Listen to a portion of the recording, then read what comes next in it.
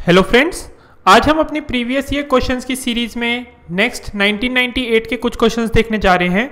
Last week ये जो series थी ये कंटिन्यू नहीं हो पाई, कुछ हेल्थ इश्यूज़ की वजह से ब्रेक लेना पड़ा। तो अब हम प्रीलिम्स से पहले जितने ज़्यादा क्वेश्चंस हो सकें वो कवर करने की कोशिश करेंगे इस सीरीज़ के थ्रू। जो आज की सबसे इम्पॉर्टेंट टिप है वो ये है कि अपना गेस वर्क मिनिमम रखें, मिनिमम गेस वर्क, और मैक्सिमम जितनी श्योरिटी की तरफ बढ़ें उतना ज़्यादा अच्छा है। काफ़ी सारी ऐसी वीडियोस हैं वो जो कहती है कि आप ये गेस वर्क करें, आप दो एलिमिनेट करके एक तुक्का मारने की कोशिश करें, प्रोबेबिलिटी की बात करती है, all of the above, generally answer ठीक होता है, ऐसी बातें होती हैं। बट यूपीएससी इसके भी डिफरेंट एस्पेक्ट्स निकाल के डिफरेंट टाइप से क्वेश्चंस पूछने लग गया है।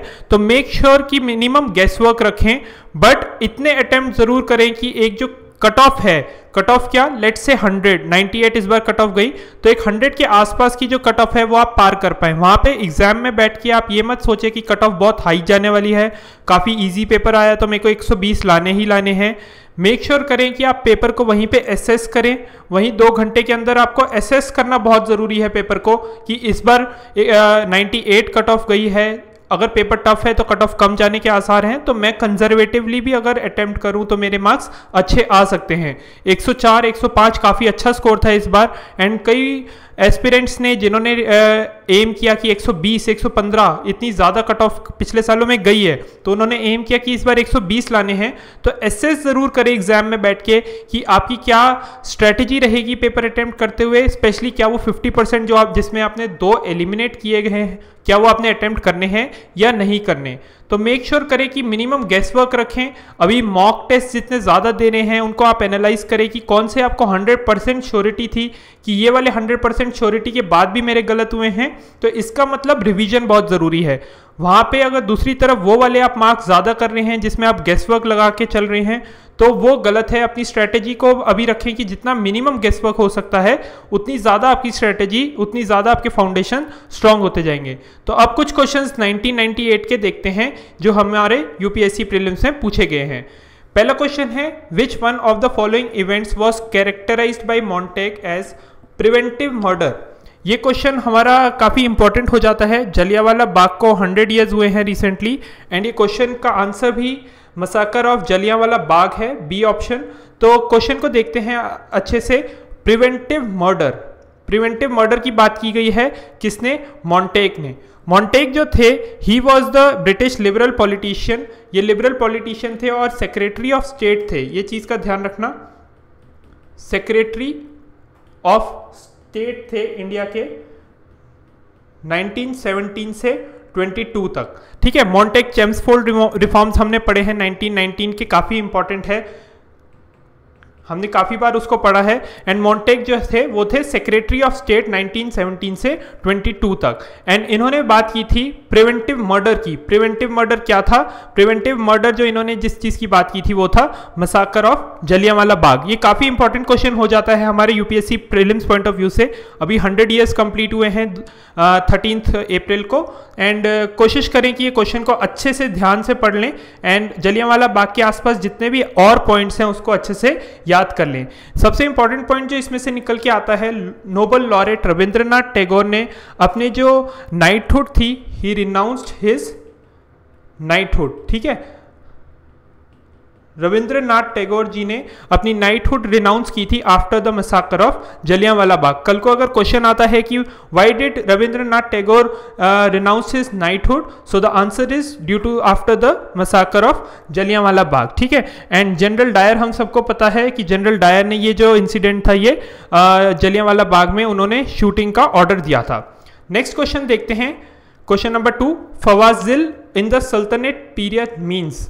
ऐसे क्वेश्चंस जो टर्म्स हैं हमने पिछले भी सीरीज में देखे हैं, काफ़ी इंपॉर्टेंट हैं। हमारे एंशिएंट और मिडिवल इंडिया से ऐसे ही टर्म्स अभी भी ये कंटिन्यू होते आ रहे हैं, और ऐसे ही डिफरेंट टाइप्स के टर्म्स हमारे यूपीएससी प्रीलिम्स में पूछे गए हैं। फवाजिल जो है वो था, इसका जो आंसर है, excess amount paid to the exchequer by the iqtadars. इक्तदार्स कौन होते थे, इक्तदार्स वो होते थे जिनको लैंड रेवेन्यू दिया जाता था, एंड उनको कहा जाता था कि इक्तास क्या थे, यहाँ पे देखें, इक्तास जो थे हमारे लैंड असाइनमेंट थी सल्तनत पीरियड के टाइम पे, ठीक है। ये जो लैंड असाइनमेंट इक्तदार को दिया जाता था, इससे जो भी पहले वो अपना खर्चा निकालते थे, अपने जो है वो मिलिट्री रेवेन्यू, मिलिट्री को होल्ड करने के लिए जो भी रेवेन्यू लगेगा उसको निकालते थे, और जो भी एक्सेस बचता था कि जो भी एक्सेस बचता था वो जाता था पहले स्टेट के एक्सचेकर में। बट जो फवाजिल था, फवाजिल वो था अगर ये एक्सचेकर में जो जा रहा है अमाउंट, उसको हम फवाजिल कहते थे, ठीक है। तो ये जो इक्तादार, लेट से एक एग्जांपल लेते हैं यहाँ पे, एक इक्तादार ने हमारा एक्स अमाउंट हमारा कलेक्ट किया, x is equal to 100 rupees let say उसने कलेक्ट किए, और उसको 80 रुपीज़ लग गए अपने मिलिट्री सर्विसेज को, अपने हॉर्समैन को देने के लिए, अपने कैवलरी मैन को देने के लिए। तो जो बचा 20 रुपीज़ जो थे वो जाते थे स्टेट एक्सचेकर में, स्टेट एक्सचेकर में। इस स्टेट एक्सचेकर में जो मनी जाता था इसको हम फवाजिल कहते थे, ठीक है। सो फवाजिल कल को अगर टर्म आती है तो आपको पता होना चाहिए कि मिडिवल इंडिया सल्तनत पीरियड के टाइम पे यूज की गई थी, जिसका मतलब है जो ये एक्सेस अमाउंट है, जो 20 रुपए यहाँ पे बचे, जो एक्सेस अमाउंट बचा उसको हम फवाजिल कहते थे, ठीक है। नेक्स्ट क्वेश्चन देखते हैं, the complete conversion of glucose. यहाँ पे इंपॉर्टेंट टर्म्स आप मार्क कर लें, जिससे आपको क्वेश्चन वापस जब आप पढ़े तो आप वो इंपॉर्टेंट टर्म्स ना मिस करें। In the presence of oxygen into carbon dioxide and water with release of energy is called, ठीक है। तो ये क्वेश्चन साइंस से एंड टेक से है, इजी क्वेश्चन है, बट एक बार हमें रिवाइज करना बहुत जरूरी है। एरोबिक रेस्पिरेशन क्या होता है, which is in presence of oxygen, and anaerobic क्या होता है, which is in absence of oxygen. तो इसको याद करने का तरीका यही है, एब्सेंस ऑफ ऑक्सीजन का मतलब है एनारोबिक, ठीक है। एब्सेंस ऑफ ऑक्सीजन जो है वो एनारोबिक रेस्पिरेशन कहा जाता है। एंड यहाँ पे जो हमारा क्वेश्चन कह रहा है, it is in the presence of oxygen. जो प्रेजेंस ऑफ ऑक्सीजन में कार्बन डाइऑक्साइड और वाटर में जो कन्वर्ट होता है हमारा ग्लूकोज, उसको हम एरोबिक रेस्पिरेशन कहते हैं। बाकी दो टर्म्स भी देख लेते हैं। हमारी जो ग्लाइकोलिसिस है वो उसको ऑक्सीजन की जरूरत नहीं होती, इसको भी नो रिक्वायरमेंट ऑफ ऑक्सीजन, ठीक है। ये हमारी जो मस्कुलर बॉडी है, जो हमारी मसल्स हैं, वो जो भी मेटाबॉलिज्म करती है उसको हमारी एनर्जी को कन्वर्ट करती है डिफरेंट फॉर्म्स में without the use of oxygen. Oxygen is not always required in glycolysis, ठीक है। तो इसको हम ग्लाइकोलिसिस कहते हैं। एंड हाइड्रोलिसिस क्या होता है, हाइड्रोलिसिस जो है it is the opposite of condensation. ऐसे याद कर लो, कंडेंसेशन हम सबको पता है, एंड कंडेंसेशन का ऑपोजिट जो है वो हाइड्रोलिसिस होता है, जिसमें दो मॉलिक्यूल्स आपस में जुड़ के एक वाटर मॉलिक्यूल बनाते हैं वाटर का, ठीक है। सो दिस इज, इसका टर्म में ही इसका है hydrolysis. Hydro means water and water बनाना मीन्स हाइड्रोलिसिस, मतलब two molecules of water combine together to form water, ठीक है। तो इसको हम ऑपोजिट ऑफ कंडेंसेशन जो है हमारा हाइड्रोलिसिस कहा जाता है। तो answer to this question is A part. Next question पे आते हैं, the accounting year of Reserve Bank of India is. RBI हमारा अभी रिसेंटली भी काफ़ी ज़्यादा न्यूज़ में रहा है, एंड ये इजी क्वेश्चन है, अगर हमने पढ़ा हुआ है तो हमें डेफिनेटली याद रहेगा, बट इसका जो आंसर है वो है बी। कंफ्यूज ना हो, जो हमारे नॉर्मल बैंक्स हैं, जो नॉर्मल बैंक्स का जो हमारा अकाउंटिंग ईयर चलता है वो हम सबको पता है कि वो अप्रैल टू मार्च चलता है, ठीक है। तो इसको याद करने का तरीका यही है कि जो हमारा आरबीआई है वो सारे बैंक्स का सुपरविजन करता है, तो उसको 3 महीने का लैग और चाहिए कि वो अपना जो फाइनेंशियल ईयर है वो क्लोज कर चुके। एक एक्स बैंक, इन तीनों बैंक्स ने अपना फाइनेंशियल ईयर क्लोज किया, बट आरबीआई भी अगर फाइनेंशियल ईयर अपना उसी के साथ साथ अकाउंटिंग ईयर खत्म कर दे तो उसको काफ़ी प्रॉब्लम होगी, जो उसका लैग जो है वो बढ़ जाएगा। इसलिए जो अकाउंटिंग ईयर आरबीआई का है वो 3 मंथ्स लैग से चलता है, जिससे वो बाकी सारे बैंक्स का एक साथ उतने 3 महीनों में कवर कर सके। तो ये तरीका है, ये रीज़न है कि जिस वजह से जो रिजर्व बैंक ऑफ इंडिया का जो अकाउंटिंग ईयर है वो जुलाई से जून चलता है हर साल, ठीक है। इजी क्वेश्चन है, पता होना चाहिए। रिजर्व बैंक ऑफ इंडिया काफ़ी न्यूज़ में रहा है, ठीक है। नेक्स्ट क्वेश्चन देखते हैं, विच one of the following statements regarding starch and cellulose is not correct. सबसे पहले जो है हमारा क्वेश्चन अच्छे से पढ़ें। क्वेश्चन 3 चीज़ों की बात कर रहा है, स्टार्च, सेल्यूलोज और नॉट करेक्ट, ठीक है। तो ये तीनों चीज़ों को अंडरलाइन कर लें एंड कोशिश करें कि इनमें से कोई भी इंपॉर्टेंट पॉइंट हमारा ना मिस हो। तो फर्स्ट स्टेटमेंट जो है, both of them are of plant origin, this is correct. जो दोनों स्टार्च और सेल्यूलोज हैं वो प्लांट ओरिजिन के ही हैं। जो हमारा स्टार्च है, स्टार्च जो है हमारा प्लांट सेल्स में डिपॉजिट होता है, सेल्यूलोज जो है वो सेल वॉल में डिपॉजिट होता है, ठीक है। So this statement is correct, both of them are, question हमारा नॉट करेक्ट पूछ रहा है। सेकंड स्टेटमेंट पे आते हैं, both of them are polymers, yes this is also correct. जो दोनों के दोनों स्टार्च और सेल्यूलोज है ये दोनों पॉलीमर्स होते हैं। Now the next statement is, both of them give colour with iodine. हमारे जो एनसीईआरटी में ये काफी इंपॉर्टेंट तरीके से दिया हुआ है, iodine starch test. Iodine starch test काफी इंपॉर्टेंट है, हमारा एनसीईआरटी में भी दिया हुआ है। आयोडीन स्टार्च टेस्ट बेसिकली क्या होता है, स्टार्च के प्रेजेंस को ढूंढने का एक तरीका है। जो एक आयोडीन है उसके और पोटेशियम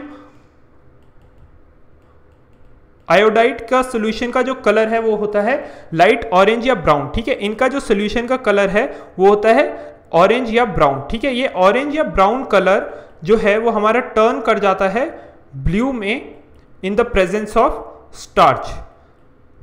तो कल को अगर आयोडीन स्टार्च टेस्ट के ऊपर भी क्वेश्चन आता है, यहां से कुछ डिराइव करके अगर यूपीएससी पूछती है तो उसको भी आप अटेम्प्ट कर पाओगे कि आयोडीन और स्टार्च के प्रेजेंट में जो हमारा जो उसका नॉर्मल कलर है वो क्या है, ऑरेंज या ब्राउन, बट स्टार्च के प्रेजेंस में ये जो कलर है वो चेंज हो जाता है ब्लू में। So both of them give colour with iodine is incorrect. Starch gives iodine के साथ जो है वो कलर वो चेंज कर देता है, बट जो सेल्यूलोज है वो नहीं करता। So the answer to this question is सी।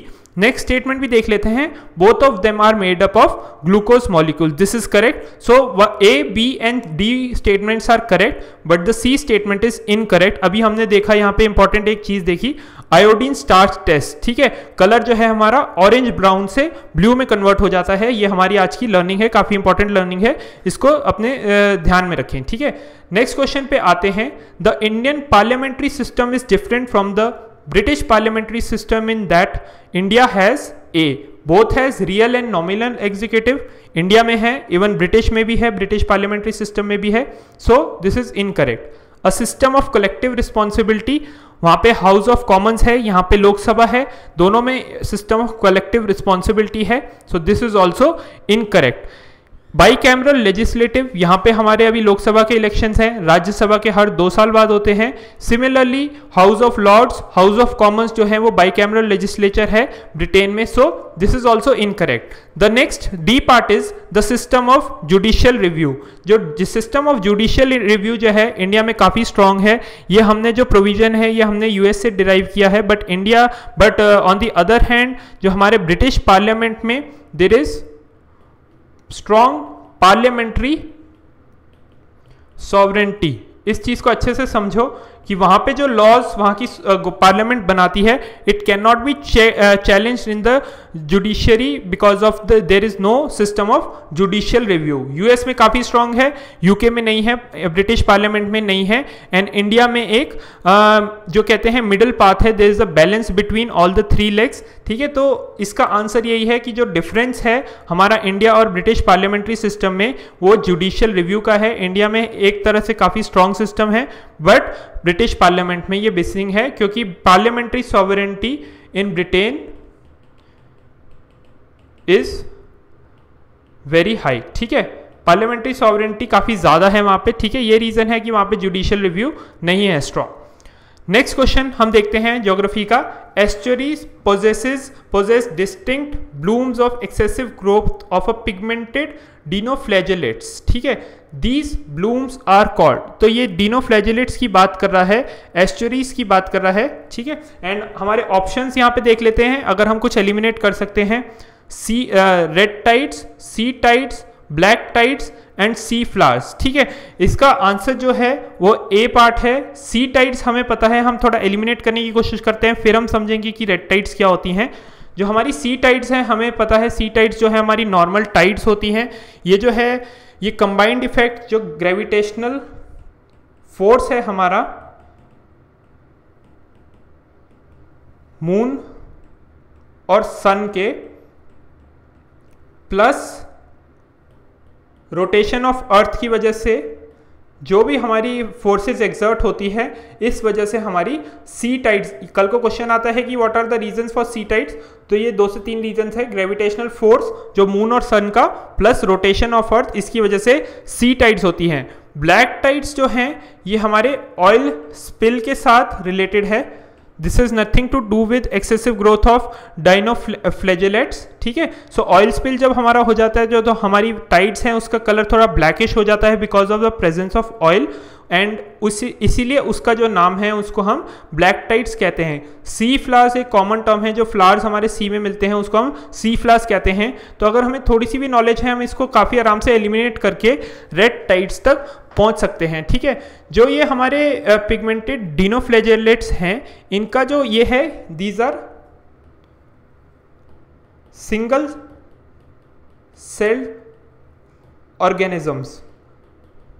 डिनोफ्लैजेलेट्स हमारे यूपीएससी ने यूज़ किया हुआ है। कल को अगर हमारे एक फूड चेन के उसमें भी आ जाए कि फूड चेन में हमारा डिनोफ्लैजेलेट्स कहाँ पे होते हैं, तो it will be at a very primary stage, ठीक है, क्योंकि ये सिंगल सेल ऑर्गेनिजम्स हैं जिसको इनको खा के आगे से आगे हमारी फूड चेन चलती है, ठीक है। एंड जो हमारा इनको खा के इनके बेसिस पे जो हमारा एल्गे आता है आगे, एल्गे का जब लार्ज प्रेजेंस हो जाती है, उससे जो हमारा कलर है वो रेड हो जाता है टाइड का, and that is why the tides are known as red tides. So because of the presence of these single cell organisms there is algal bloom, ठीक है। एल्गल ब्लूम जो होता है, एल्गल ब्लूम होने की वजह से जो टाइड्स का कलर है वो रेड हो जाता है, and the tides are known as red tides. कल को अगर आपको ऑप्शंस आते हैं red tides, blue tides, brown tides, green tides या ब्लैक टाइड्स, सो आपको पता होना चाहिए। ये काफ़ी ज़्यादा कंफ्यूजिंग नहीं था ये question. This question was more और लेस स्ट्रेट फॉरवर्ड बिकॉज इसमें सी टाइड्स दी हुई थी, सी फ्लावर्स दिए हुए थे। ब्लैक टाइड्स का थोड़ा सा नॉलेज होता है अगर एक बार भी पढ़ा हो, so we can easily mark red tides. But let's say tomorrow there is an option of red tide, blue tide, brown tide, black tide. So you should be having a knowledge कि algal bloom से जो हमारे tides का colour जो change होता है, that turns into red and it is known as red tides, okay. Coming to the next question, the concept of eightfold path forms the theme of, किस चीज़ का theme form करता है? eightfold path जो है हमारा Buddhism से related है, and it forms the theme of धर्म चक्र, ठीक है। ये बुद्धा की बहुत इंपॉर्टेंट टीचिंग्स थी। जो इनकी टीचिंग्स हैं, सबसे इंपॉर्टेंट पार्ट, जो सबसे इंपॉर्टेंट इन्होंने बात की है कि जो 8फोल्ड पाथ से हमारा जो है वो हम डिज़ायर को ख़त्म कर सकते हैं। जिस दिन हमने डिज़ायर को ख़त्म कर दिया, हमारी सारी प्रॉब्लम सॉल्व हो जाएगी। हमारा जो सफरिंग है, सफरिंग विल एंड। अगर हमने डिज़ायर को ख़त्म कर दिया तो आर सफरिंग विल एंड। इसको अचीव करने के लिए, हमारे डिज़ायर को ख़त्म करने के लिए जो हमारा तरीका बताया बुद्धा ने, हिज लर्निंग वॉज 8फोल्ड पाथ। अब 8फोल्ड पाथ को याद करने का एक तरीका देख लीजिए। कल को अगर आपसे पूछते हैं कि which of the following are part of 8फोल्ड path as taught by Buddha, so इसका एक एक्रोनिम है सॉल्ट, EU से यूरोपियन यूनियन, एंड MC से अपना बना लीजिए मैनचेस्टर, या जो भी आप बना सकते हैं।